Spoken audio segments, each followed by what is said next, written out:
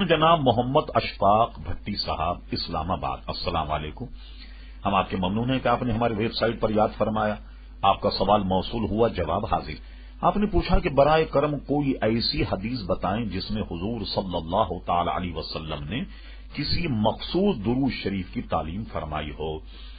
اس سلسلے میں آپ مشکات شریف کی پہلی جلد ملاحظہ فرمائیے، باب التشہد صاحب مشکات نے ترتیب دیا، اور تشہد کے بعد میں درود شریف کا باب، اور اس میں آپ کو کئی حدیثیں ایسی ملیں گی جس میں حضور صلی اللہ علیہ وسلم نے ان الفاظ کو بیان فرمایا، اور انہی درود شریف میں سے ایک درود ابراہیمی بھی ہے جو حضور نے تعلیم فرمایا، جنہیں ہم نماز میں ادا کرتے ہیں منعن، اور دوسری حدیثوں میں اس کے سوا یا اس پر کچھ اضافہ یا اس سے مختصر، یہ سب اس باب میں جمع۔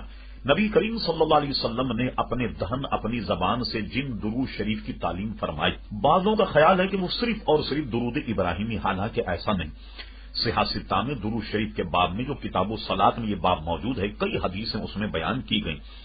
اس کے علاوہ جو حضور صلی اللہ علیہ وسلم نے درود شریف پڑھنے کے صیغے تعلیم فرمائے، اس کو حضرت شیخ محقق شاہ عبدالحق محدث دہلوی رحمت اللہ تعالی علیہ کی کتاب جذب القلوب الی دیار المحبوب کے آخری باب میں آپ ملاحظہ فرما لیں۔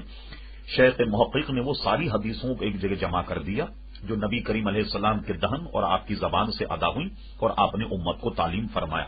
اسی طریقے سے امام تقی الدین سبکی رحمت اللہ تعالی علیہ ایک بہت عظیم الشان کتاب لکھی، اس کا نام رکھا شفاء السقام۔